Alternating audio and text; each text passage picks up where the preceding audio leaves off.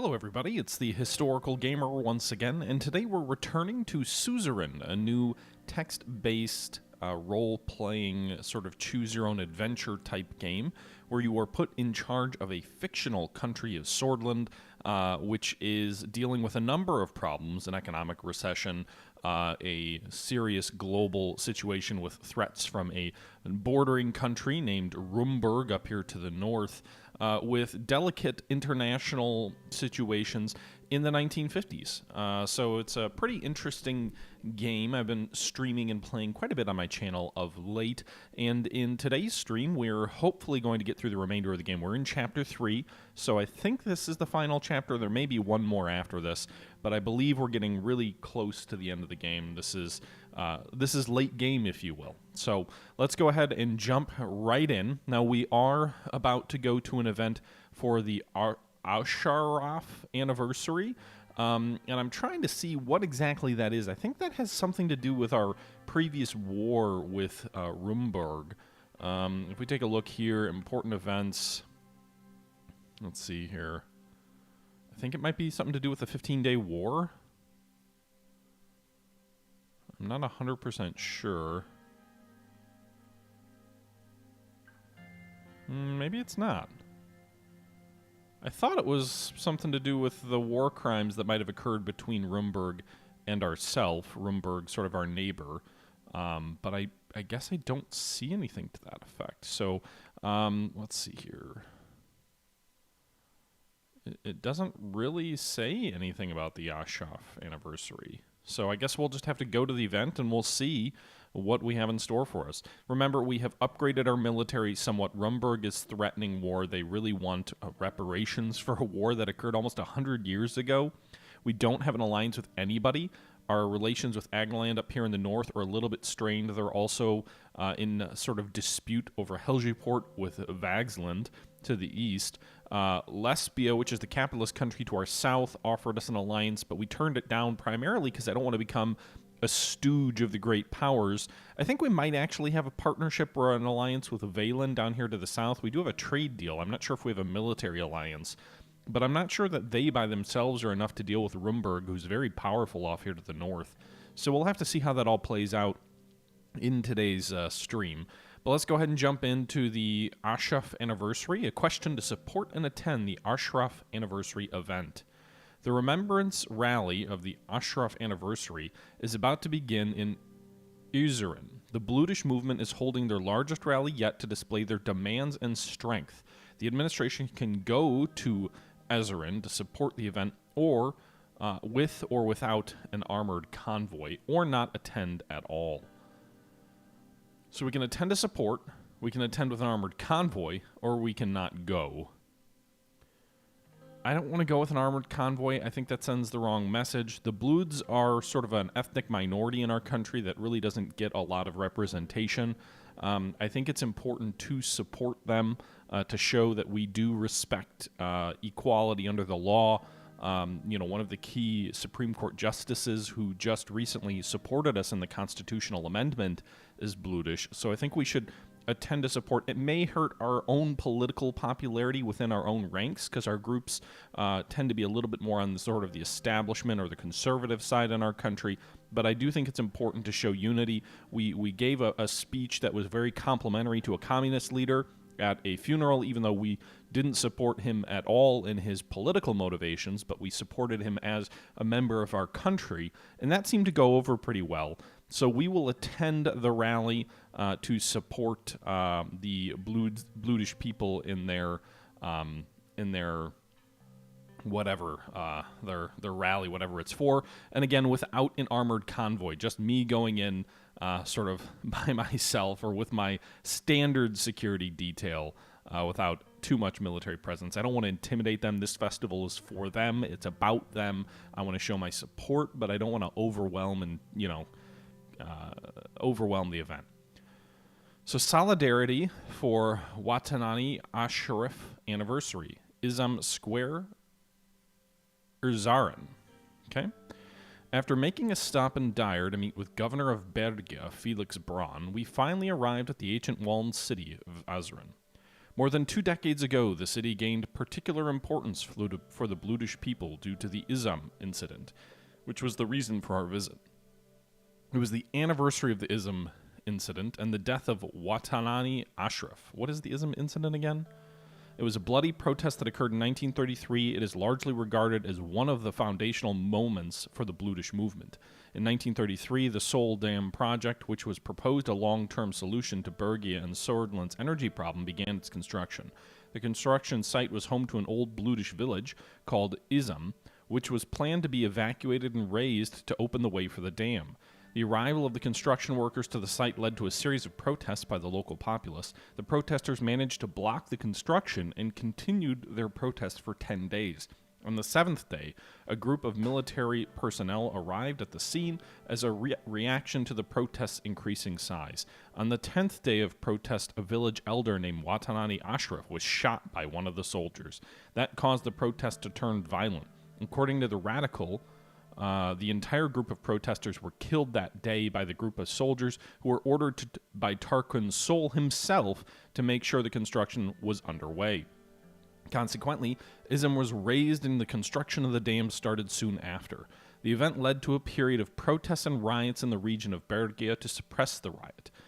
The state reacted by taking drastic measures, which included one of the most controversial of Tarquin Sol's decisions, that resulted in the persecution of thousands of Bludish people.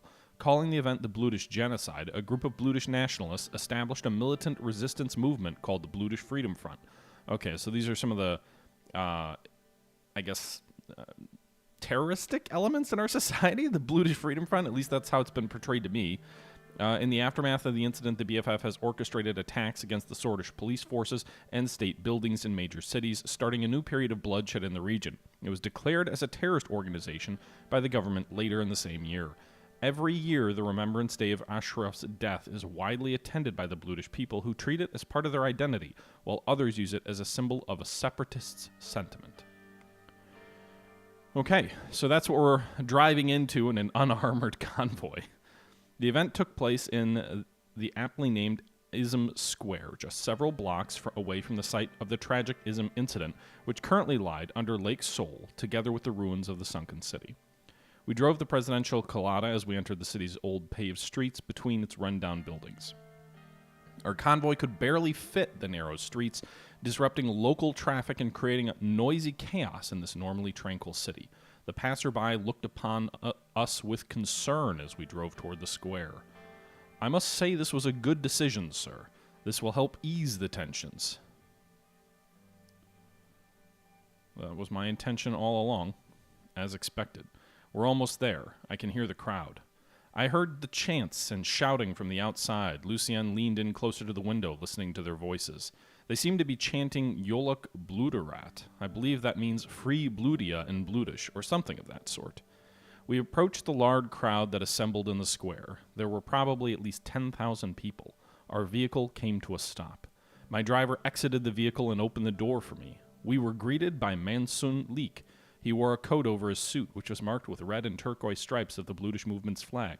He moved forward to greet us. Welcome to Azerin, Mr. President.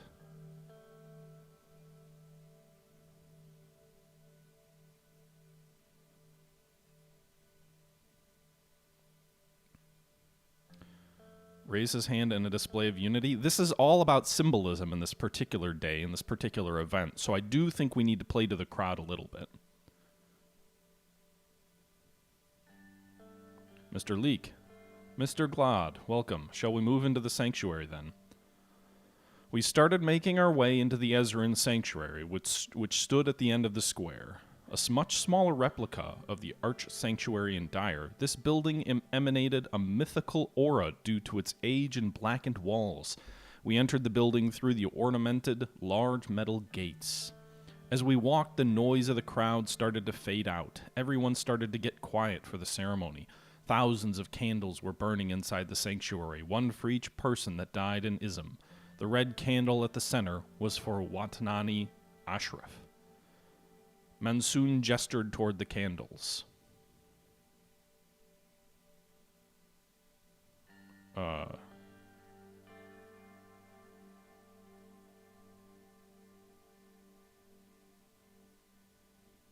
So, would it be disrespectful to pick up the red candle? Like, I don't know. I guess I'll pick up the red candle. I don't know. I haven't been given any instruction on what the right choices are in this particular event, but I'll go with the red candle.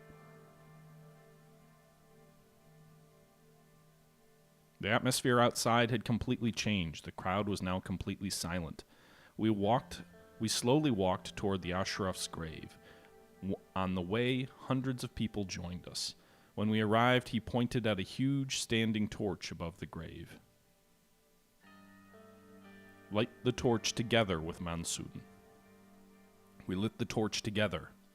I turned around and realized the sheer number of people who were following us. They were all looking at me, waiting to hear what I would say.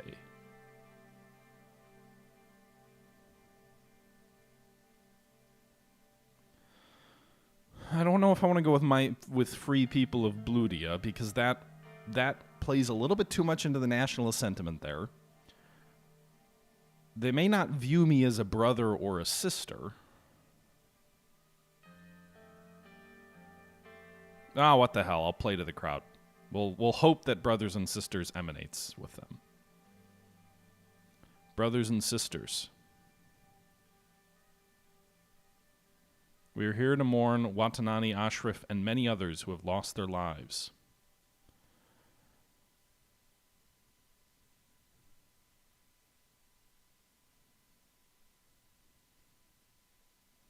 I'm not standing before you today as the president. I'm standing here as one of you. That might be a little bit too much for my supporters. But they were brave men and women also kind of makes it sound like... I'll go with one, actually. That's probably the best option.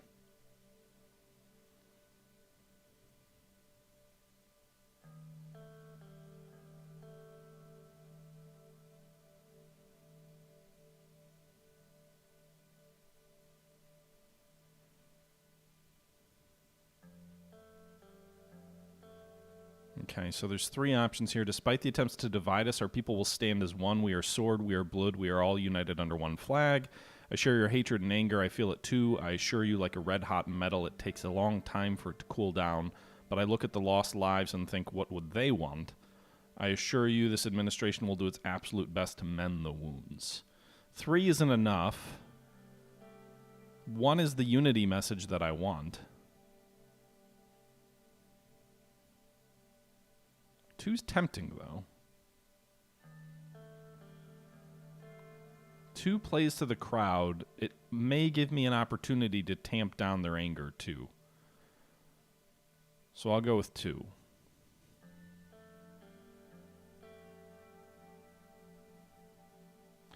Let me tell you one thing. I dream of a Swordland, a truly united Swordland, a country where being a blood or a sword does not matter.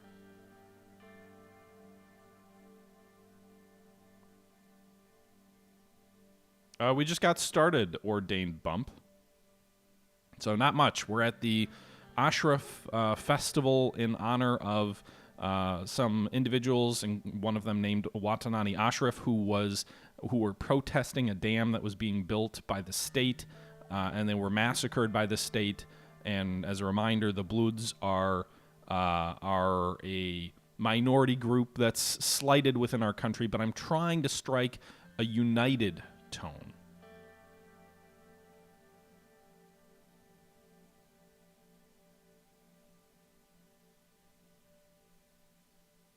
We can go with a faith route, so we can go with 2. We could go with we're all united, we're all the same before God. Remember the words, love thy brother, thy sisters. We must always stand together in the face of adversity against all odds.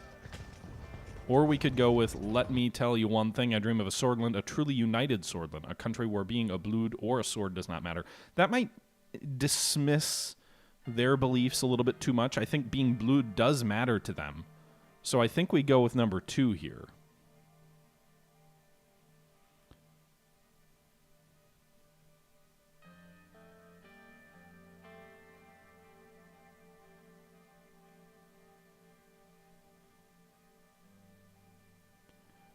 Mistakes were made in the past. Innocent people of ism paid the price, but we cannot let the past divide us.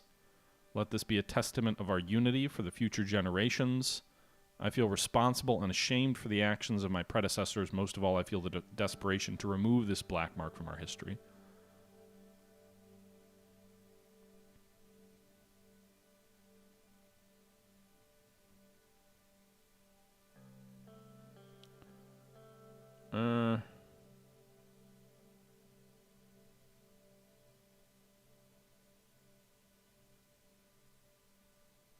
I'm not sure. These all feel like really difficult choices. It doesn't seem to me which is clearly the safe option. Because I also have to think if it's too harsh to the past, I may lose my own party's support.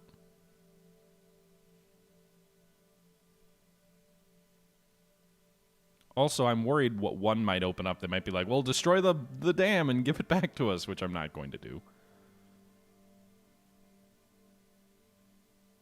So I'll go with 3. I'll acknowledge that mistakes were made, but we shouldn't let the past divide us.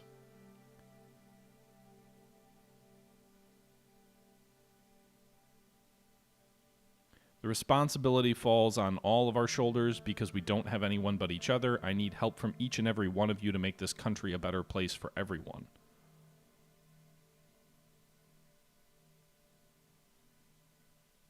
I think 2 it's a shared responsibility. Although 1 is a more direct appeal to them, so actually let's go with 1.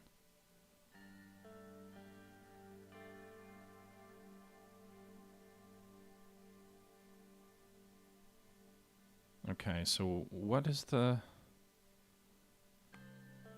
There's a history piece here. What does Yolk Bloodrat mean? Is that like a slur against them?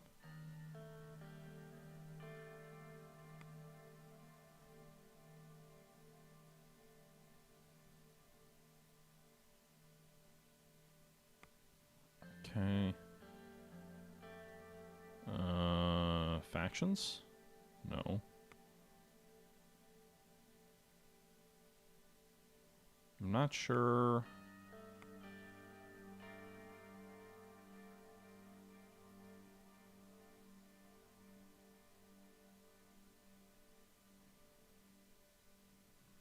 I don't know what these options mean.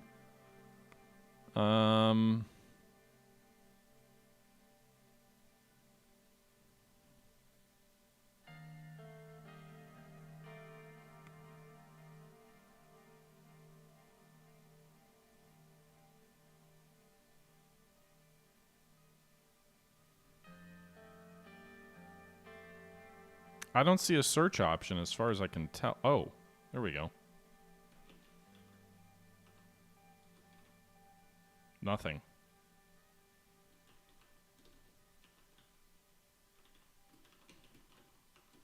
Yeah, it doesn't help. Well, I'll go with morning will come. There was no reaction from the crowd, only silence. Oh, that's not good. Or maybe they were stunned and impressed? I must admit, Mr. President, that was a good speech.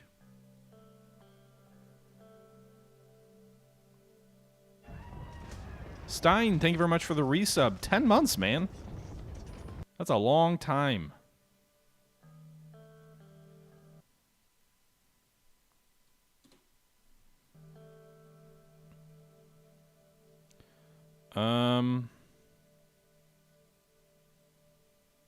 I hope the crowd thinks the same.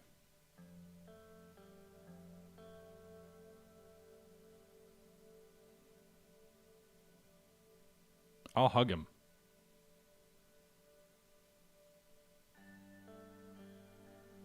Hey, that was the right move, it looks like. Thank you for this, Mr. President. I don't think the people of Azerin will ever forget this. You became the first and only president who were brave enough to come to Azerin and pay respects for the ism victims. I hope this will be the start of a new era. Thank you. Sir, it's time to go.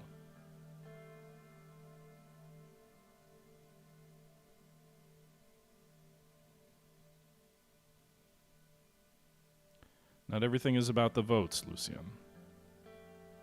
It's not? No, sometimes it's important to unite the country for the good of the country, I would like to think.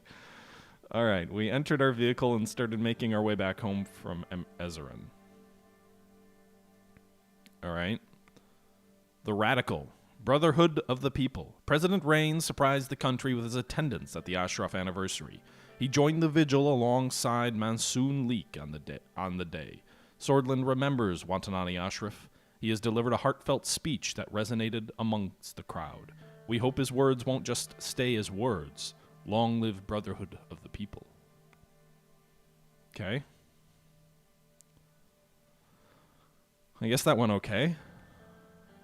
Briefing on the current political situation. All right, we'll go back to the Maroon Palace.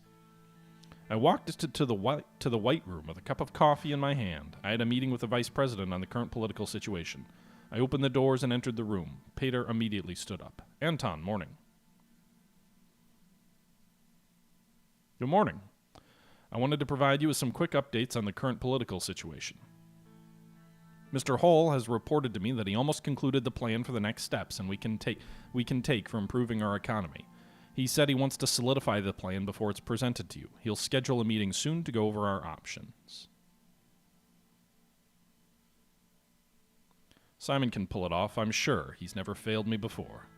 Mr. Hall is a savvy man. I'm sure he'll deliver as well. That's all for the quick updates. Well, that is for now. As I mentioned, this was just a quick update. Thanks, Peter. Good work. What was the point of that meeting? Okay, news. What's going on now? Government imposed mandatory vaccine policy. Okay. Government buys polio vaccine from Keyroot.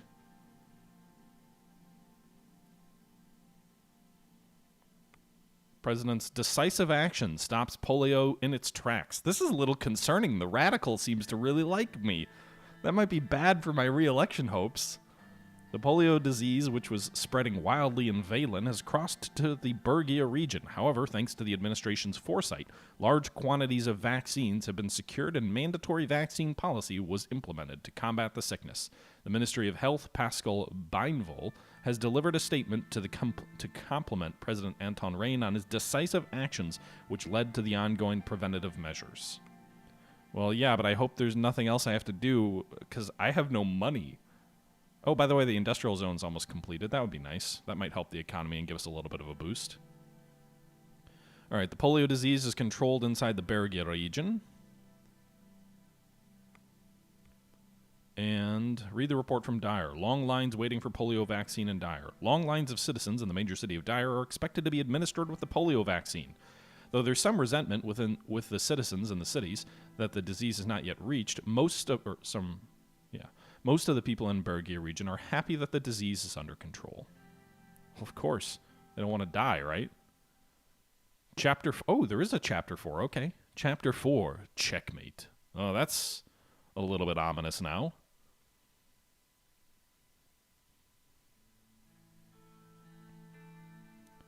So apparently there is a Chapter 4. Okay, what's going on now? Geopolitical. Heigl would take all the necessary steps. In a televised address, Chancellor Emmerich Heigl claimed intensive fighting was taking place between Angolian forces and the locals of Hegeland, resulting in the massacres of ethnic Valgs living on the island. He portrayed the conflict as a national struggle and compared it to the independence wars of the former colonies of Riga. Heigl said Vagsland, as the guarantor of Hegeland's security, would take all the necessary steps to prevent mass atrocities committed against the islanders. Van Horten said in a televised interview that Vagslandians must withdraw their harassment squad from the American Sea before any diplomatic talks can happen. Okay, so the conflict over Helge Port and Helgeland is heating up now. Again, a very strategic island in the American Sea.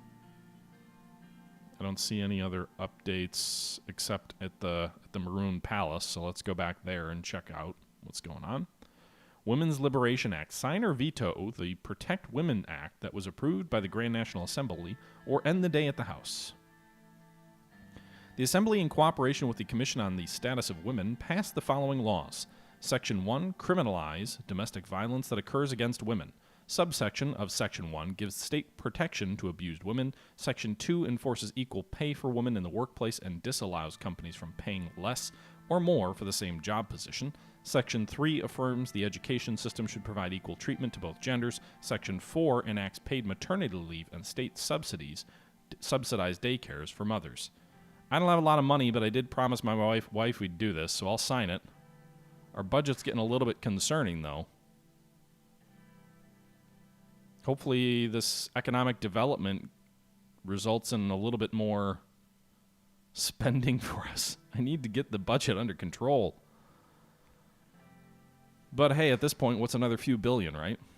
It was raining as Serge dropped me off at home after yet another grueling day of work. A guard held an umbrella over my head as I walked from the car to my front door. Inside, the house was completely dark. I flipped on the light switch to find a note from Monica. Sierra had called her in for a last-minute women's rights meeting. She'd dropped Deanna off at a friend's and left me some food for reheating. I took the pot out of the fridge. It was filled with an unidentifiable, grayish-looking stew. Evidently, Monica's excellent cooking had been the first casualty of her political career. I guess I'll reheat the stew. While it was heating up, I went to the living room to fix myself a drink. Suddenly, the phone rang. I went back to the kitchen and answered it. Oh, I thought Mom would pick up. She's off on her ladies' crusade as usual.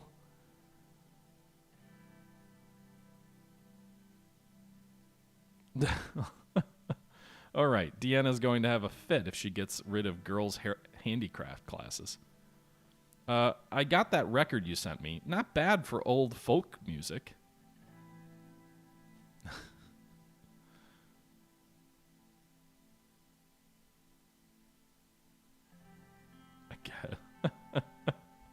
Peter thought you might like it. How's Uncle Peter doing? He and Evelyn are divorcing. Oh, bummer. Not exactly a surprise, though. So how's school? Fine. Better than fine. I've actually started seeing someone. Really? What's she like? Actually, Dad, she's blutish.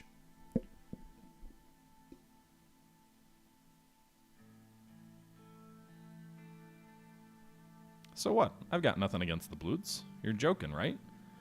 She told me a bit about what her family's going through back in Bergia. Dad, you have to stop this.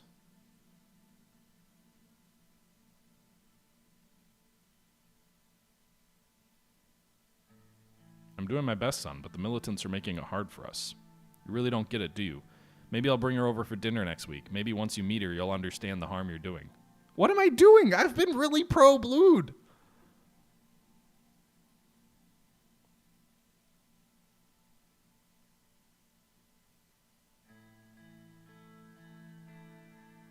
No, just plead to the IMF when the debt gets too high.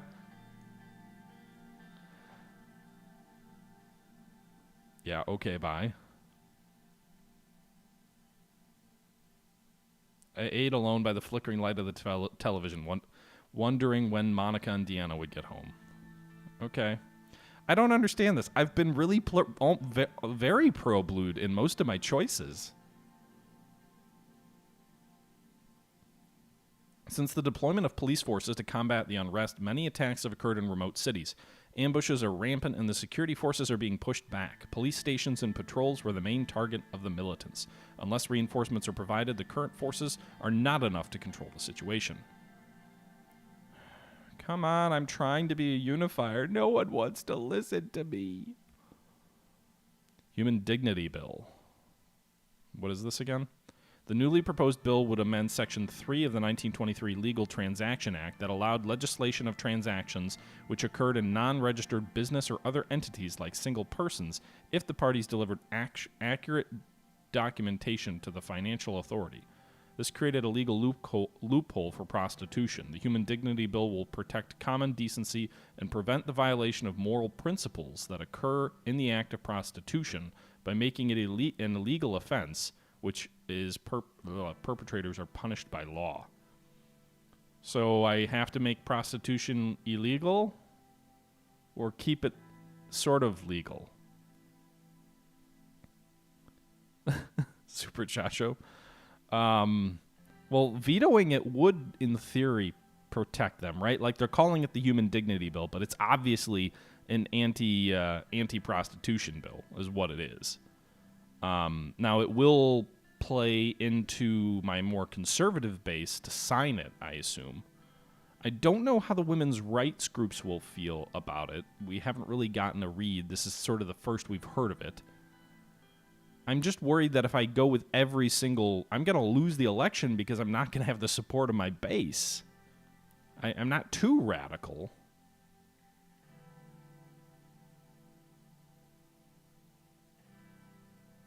But our police are already overwhelmed.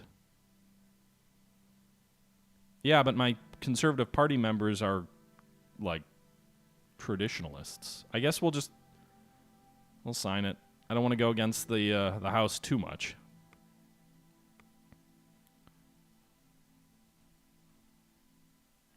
The election campaigning efforts have started to pick up speed across Sordland to become the 5th president of Sordland. The candidates begin delivering speeches at rallies and conventions while party flags were flying in major cities. The campaign centers are busy with scheduling and organizing events. The exciting times of an election are approaching. In the majority of cities, the USP appears to be the most prominent, whereas PFJP follows behind along with NFP. It'll be thrilling to see the presidential race renew once again for the fast-approaching elections.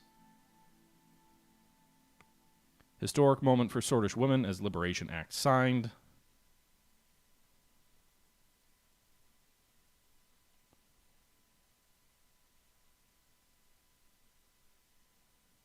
Okay. Sordish corporations bemoan Women's Liberation Act. Well, maybe I just hurt the economy more. I don't know. Are corporations really benefiting from prostitution? Discuss the current internal affairs.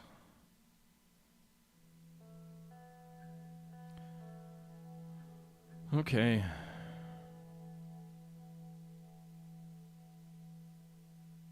I straightened myself on the sofa next to the fireplace and looked at Mansoon, who was sitting on the couch across from me. He was here representing all 8 Blutish members of the Assembly. He had dark creases under his eyes from lack of sleep.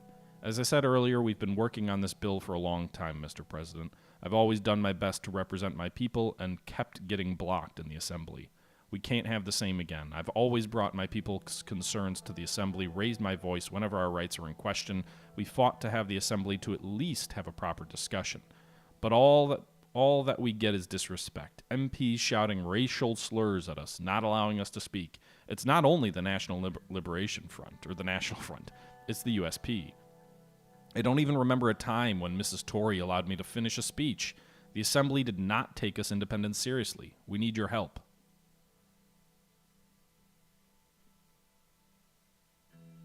How can I help you, Mr. Leak?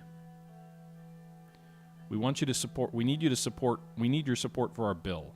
It's time to undo the mistakes of the Sordish state against the citizens. I only ask of you to help us make this single step for good instead of staying idle. Our proposal aims to form a committee for minority rights, and it will lift the ban on the Blutish Freedom Party, also giving amnesty to all who are arrested for having ties to it. Their families are still waiting for them in Bergia. It's not Tarkin Sol's era anymore. It's time we try to clean up the black mark of the 1930s.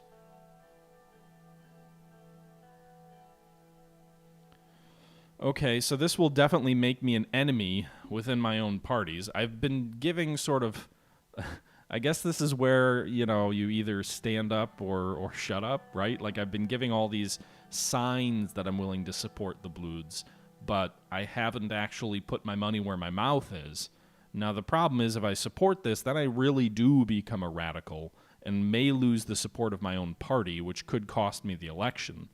But it may lead to a more peaceful and better off Sordland. I'm not sure what the Committee for Minority Rights would do. I mean, I'm also a little uneasy on lifting the ban on the Blutish Freedom Party if they're actually more of like a terrorist organization.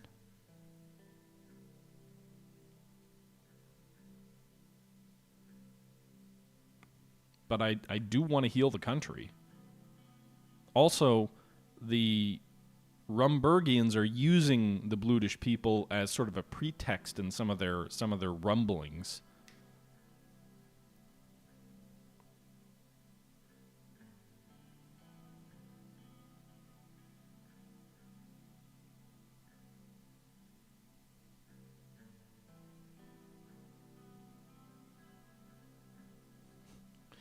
I guess I'll agree with Mr. Leak.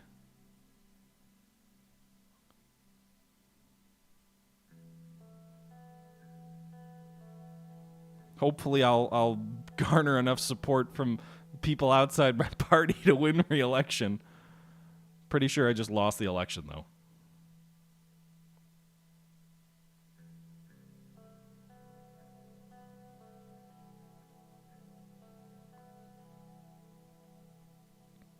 That probably just cost me the election. Vagsland is now blockading Helgeland.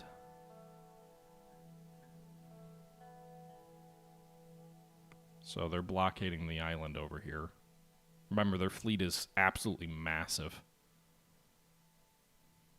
Section 1 establishes a more... okay. How did it get through the Congress, though? That's what I want to know. Just because I said I support it? This is going to set off a firestorm.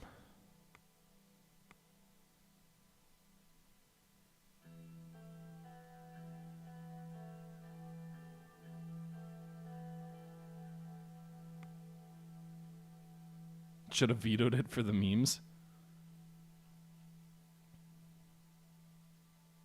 The whole sword post condemns me. Well, I'm losing the traditionalists. I'm losing the conservatives.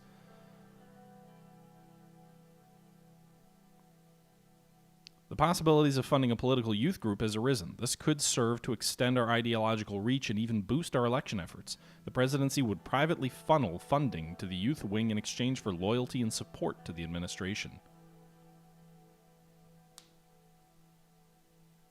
No. I don't want to... either... both of these groups are like terrorists. I don't want to fund either of them. They're like fighting in the streets. Fair Luxury Tax Act. What is this? The Assembly proposed an amendment to Section 6 of the Tax Code. It seeks to improve the fairness of the taxation system and increase tax revenues. Section 1 sets a 15% tax which will be imposed on items of luxury goods, class determined by the Ministry of the Economy. This encompasses jewelry, furs, sports cars, yachts, private planes. Section 2 of the amendment will establish a 10% estate tax for conditions of purchase, sale, and transfer of property, in particular in inheritance situations. Oh, can I... what are my choices here?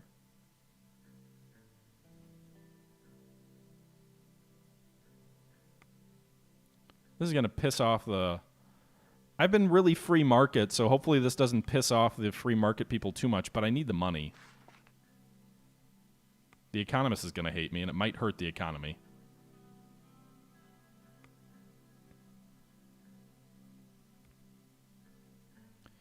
Alcohol tax. The GNA proposes the ATA to socially deter the excessive amounts of alcohol consumption that has arisen in general populace and to increase tax revenues. Section 1 will impose a 20% tax on the sale of all alcohol products sold in the country. Section 2 makes local alcohol production that is destined for export exempt for taxation. Section 3 establishes a 25% import tax on foreign alcohol products which come from countries that have no trade regulations imposed on these types of goods. I'm going to veto the Alcohol Tax Act. That would hurt, I think, ordinary people too much.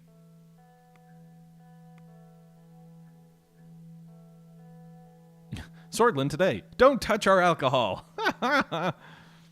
Dead End Turn, I would say somewhat similar, but very different in approach, would be Rogue State, at least in terms of like it being a political, sort of country in chaos type game. It's not all text-based, though. It's a little bit different. And I would say really way in the Wayback Machine, Hidden Agenda from the 1980s. Super Chacho, I always care about the ordinary people. A lone Rumburgian warplane violated our airspace by entering the territory of Sordland for 2 minutes and left after issuing a radio message? Emergency call on the escalating situation.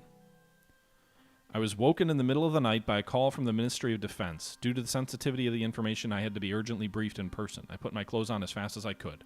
I rushed downstairs and opened the door. Serge was waiting for me. Mr. President, this way to the car, please. We got into the car and made our way to the Ministry of Defense building without a word. I arrived and was direct. This is, by the way, why you live in the palace, not on some random house outside the palace. I arrived and was directed downstairs. I came to a set of large doors and quickly read the sign above them. The War Room. Gentlemen, we can't fight in here. This is the War Room. The dimly lit room was filled with cutting-edge equipment, the latest video screens, long-range radio electronics, and other devices used for communication, presentation, and planning. The centerpiece of the room was a large round table with the coat of arms, Sordland, engraved on it. David, Lucien, Valken, and Yosef were already deep in discussion. Mr. Lankia, I advise caution. Going to war won't help anyone.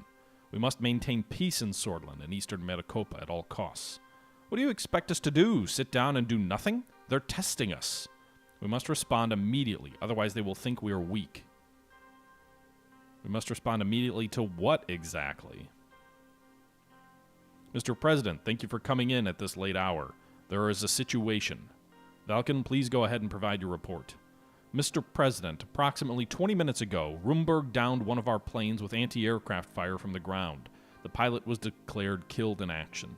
The last recorded position of the plane was inside Swordish airspace. General Kruger, I mean no offense, but are we absolutely sure that is the case? Are you sure this happened within our borders? No offense taken. Here are the locations on the map and report from the airbase. To answer your question, yes, we're absolutely sure. You can see here on the map that the plane was downed approximately 10 kilometers inside our borders. There's no way an anti-aircraft gun fired 10 kilometers inside our borders. Maybe a surface-to-air missile. We've calculated the trajectory of the gunfire, and they started firing when our plane was within our borders. The plane was downed near Helgen.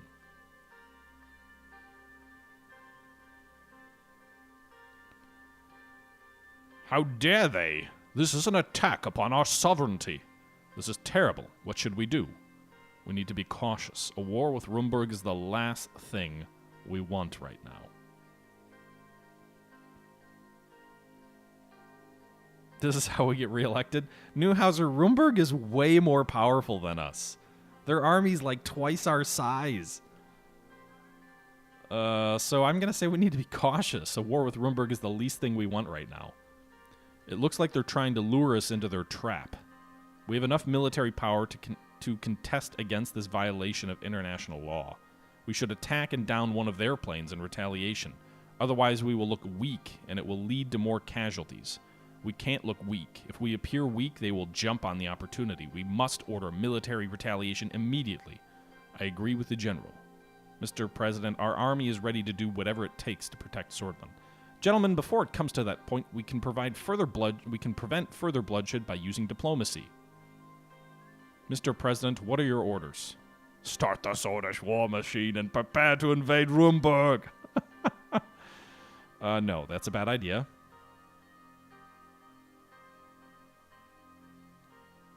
No, I'm not wagging the dog. I'm going to, if war comes, I want them for sure to be the ones who are guilty.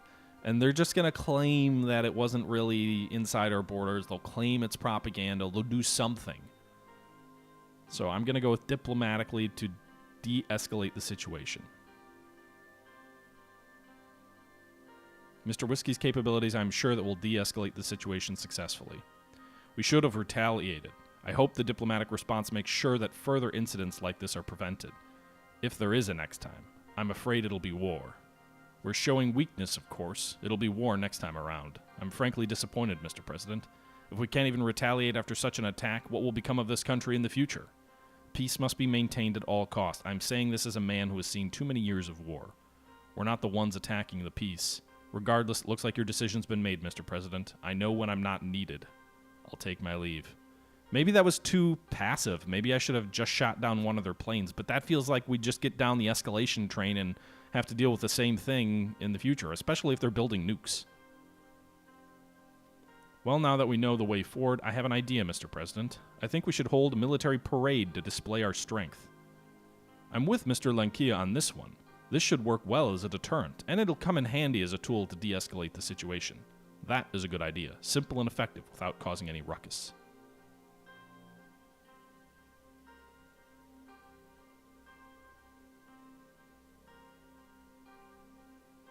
You can't believe you elected Chamberlain?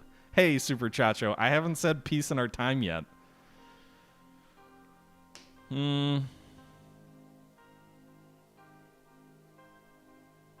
Part of me wonders if this is a trap. Does this result in a coup? Do they overthrow me for not striking back? You're going with one? Fine. We'll show some force.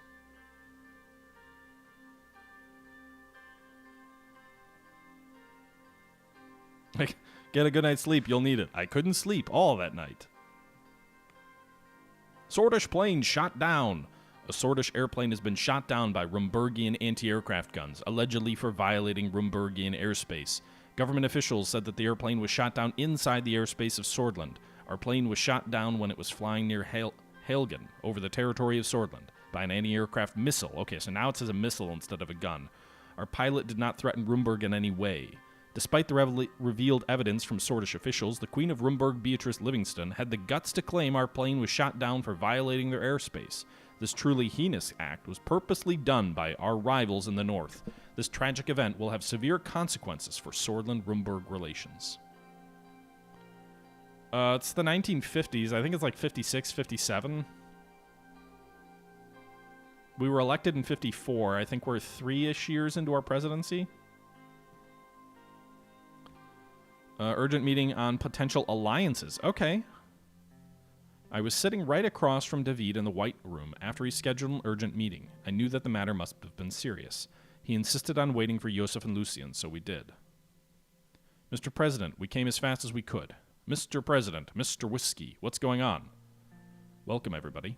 Due to the potential ramifications, I wanted everybody to be present for this meeting. We have received an envoy from Arcasia. They're requesting a state visit.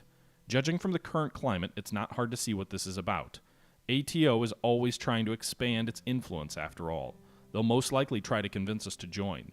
In addition, as part of this state visit, Dwight Walker will of course meet with you in person, Mr. President. As much as I share their ideals, we need to be wary. I agree. At first chance, they would pounce on the opportunity to enslave us to their will. I bet he'll come asking for cooperation under the guise of enforcing their demands to join ATO. This will antagonize half the world against us, and we're going to be at the forefront of the battle. From the perspective of national defense, we're in a better shape than we were ever before. I assure you we don't need anyone's outside help. Let's see what he wants first. I'll decide when I talk to him. We need to be careful. Mr. Whiskey, we rely a lot on you as an expert in your field with a proven track record. What's your take on this? What do you think is the right action? World tension is increasing rapidly, Mr. President, and I'm worried about the future. One misstep and the whole world might be engulfed in chaos. I'm afraid it might not be possible to stay neutral in this case. Our geopolitical situation is simply too important. Soon we'll have to take a side. If we don't pick a side, we may end up right in the middle of a potential conflict. I'm of the opinion that this is an opportunity that we can't miss. It all boils down to your decision. But I say we should at least listen to what Dwight Walker has to say. Lucien, what do you think? We heard our experts. You're the one who has to decide, sir. I'll accept the offer.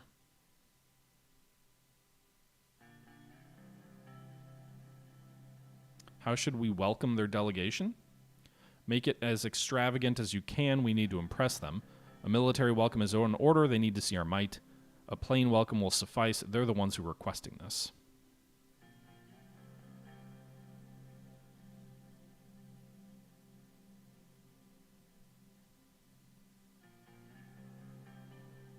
I'm kind of leaning toward 3. I don't want to be, like, bending over for them.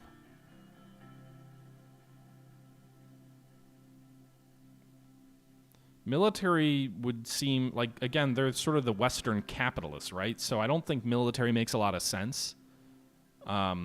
Extravagant, maybe, but what does that really do for us? I'm thinking 3.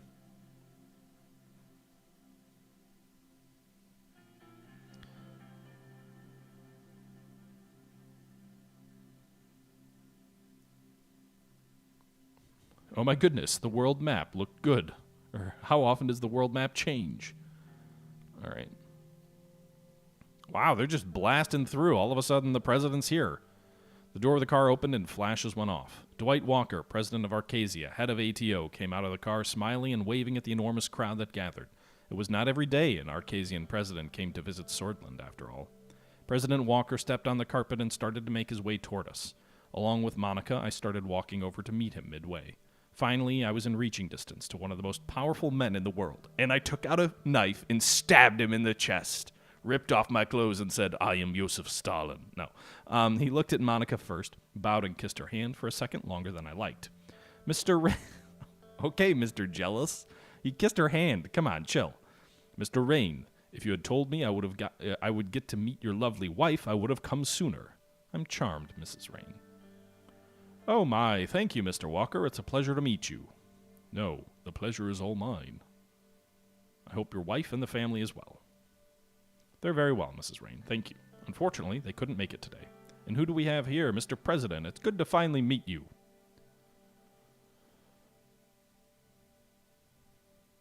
It's really good to see you, Mr. President. I assure you the feeling is mutual. That's why I'm here, in fact. I was almost going to think that you weren't expecting me.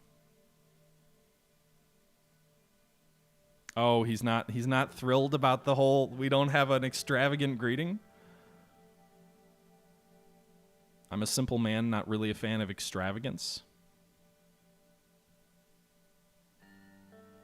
Me, Mr. President? I'm the exact opposite. Whoops. Guess we should have gone with the, Guess we should have done the extravagance, huh? We started walking toward the reception hall in the palace. Our path was cleared of people at once. He was simply looking around at the extraordinary interior design of the Maroon Palace. Statues, paintings, and various ornaments filled on both sides of the corridor. Yeah, he's obviously not Eisenhower, Super Chacho. We passed the corridors and entered the reception hall. The crowd inside was composed of various politicians and state figures. Upon our entry, they started clapping. Dry martinis were handed to both of us.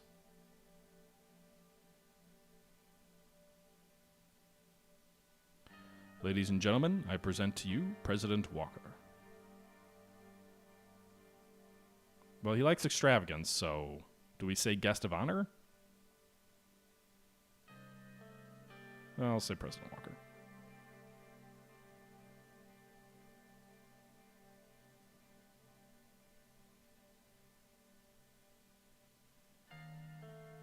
After some time chatting with the attendees, President Walker approached us. He bowed before my wife. Mrs. Rayne, can I call you Monica?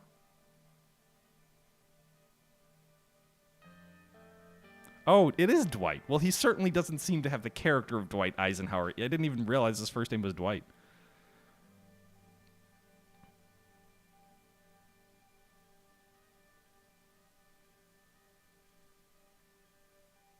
Okay, so is President Walker trying to put moves on my wife here?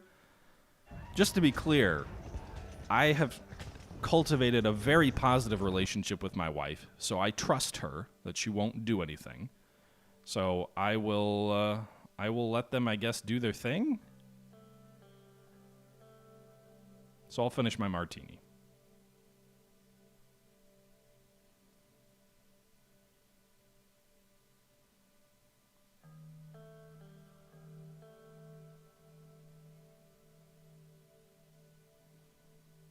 Okay.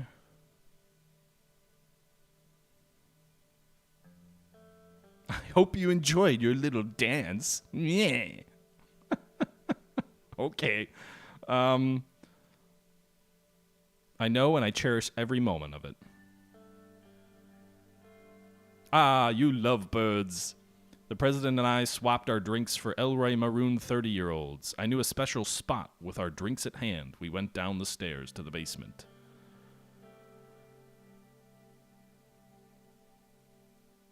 Gradually, the music and sound of the party started to fade away. We arrived at a cozy little corner of the office, not much inside other than a table and comfortable chairs.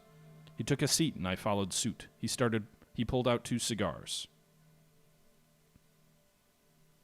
He pulled out a Rippo lighter and lit my cigar before lighting his own. I heard you got into a scandal.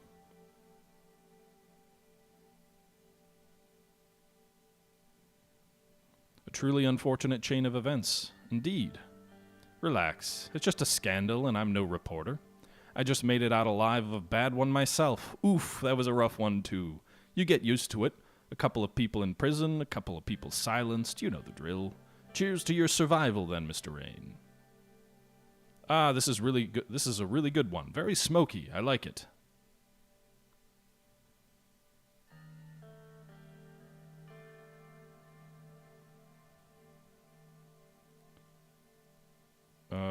Never had an Elroy Maroon before? Definitely miles better than Vagslandian whiskey. But I like the Lesbian whiskey more. It pairs better with their cigars. You see, Mr. Rayne, whiskeys are a little bit like countries. Some are stronger, some are weaker, some are older, some are younger. Many are complex, but sometimes simple is the best. I personally like stronger whiskeys in general. That's why I like this one. Yes, it's definitely promising. But whatever you drink, in the end, it all boils down to your own taste, and I assure you, Mr. Rayne, my sense of taste is very refined. What type of whiskey do you like?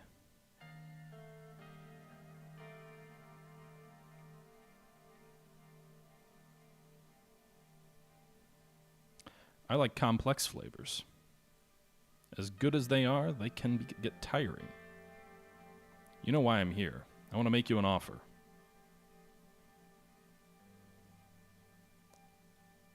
The type I can't refuse? Of course not. This is an offer, not an order. Listen closely. Times are changing, and so is the balance of the world. Soon, instead of a fractured world, we'll see a more unified world, or united world. There is us, ATO, against them. I want you by our side, the winning side. If you accept, I would like to extend you a warm welcome to ATO as a full member state. This, of course, comes along with a lot of privileges and responsibilities. In ATO, we protect each other. We have a mutual defense clause in the case of war. Join us, Mr. Rayne, and you will have the entire backing of ATO. Soldiers, jet fighters, warships, whatever you like. During peacetime, you will see the effects even more. Our combined production output will benefit both Sordland and ATO. We will have free trade zone agreements, free visa access, investments, you name it. All I ask in return is mutual loyalty to one another in the pact. The Swordish Armed Forces will be a member of the ATO military structure. All branches, be it Air, Navy, Army, will collaborate with the Alliance network. We will provide assistance and training for free. Our armies will learn how to fight together and be stronger than ever in the face of the Malavianist threat. Let us make history here tonight. What do you say?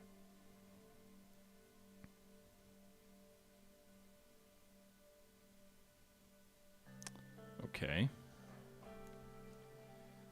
So, this feels like a bit of a important moment for us. By the way, Mr. Gruntor and Fincross Frank, thank you very much for the follows.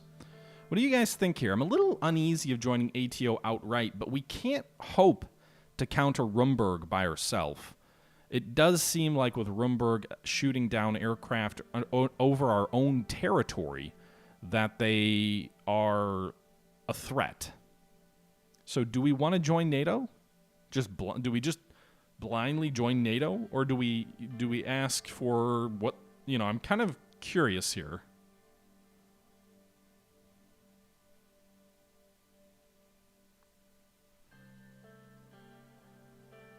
Two, see what else he wants.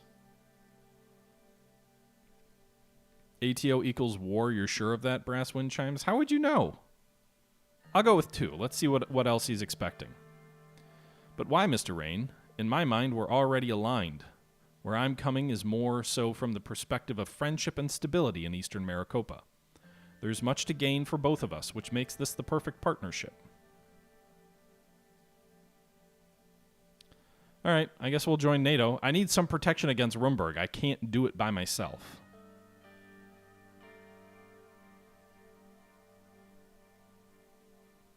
Welcome to ATO, Mr. Rayne. Welcome home. Cheers to our newfound partnership. We clinked our glasses and downed the remaining whiskey. Now it's starting to taste better. Let's go upstairs, Mr. Rayne. We have much to discuss. But more importantly, we need to celebrate. Besides, I have a few more dance moves to show off.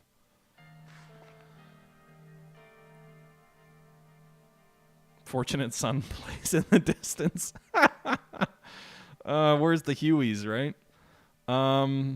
Okay. What's the news say? Administration announces Sordland's ATO membership. President Rayne has announced that Swordland will take the next step to join ATO. The transition period will have no effects on the citizens during the earlier days, however. Gradually, our economy and society will begin to be integrated. Militarily, ATO will now have substantial power over the decision-making of Swordish armed forces, which justifiably was not and will not be welcomed by many officials from the army. President Walker's Swordland visit bore fruit, as President Rayne has announced that Swordland will be joining the ranks of ATO. The historic moment has been welcomed warmly by member states of ATO as they congratulated Swordland. President Rayne's lesbian counterpart, Prime Minister Alvarez, has called Swordland's joining to ATO the best thing to happen in Eastern Maricopa in the last century. Over the span of the next couple of years, Swordland will economically, militarily, and diplomatically integrate with the rest of the Pact. Although the membership comes with a myriad of responsibilities, the changes will improve Swordland as a whole in almost every respect. On the other side of the world, the leader of CSP, Chairman Melenkiev, called the Swordish ATO membership a threat to the stability of the world, while Chancellor Hegel refrained from making a comment. Vagsland over here is probably not thrilled. Late night at Rayne household.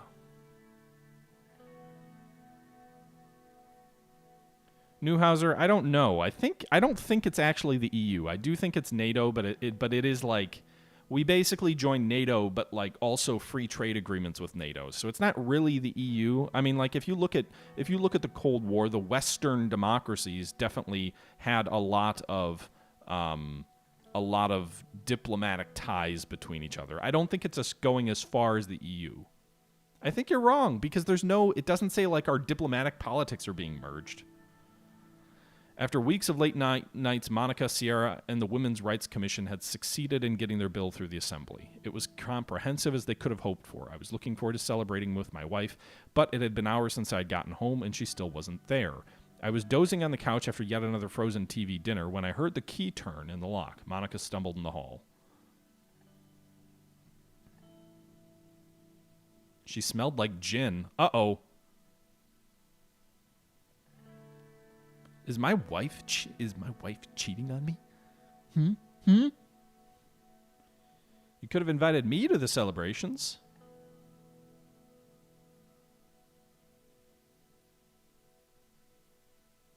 I believe you're turning into a politician, Mrs. Rayne.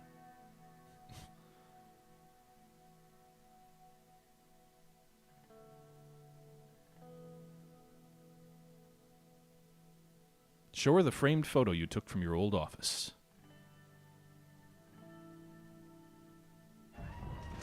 I'm still as madly in love with you as the day that photo was taken.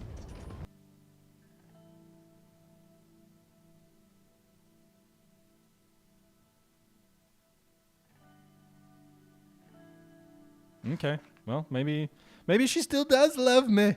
I just seduced my wife.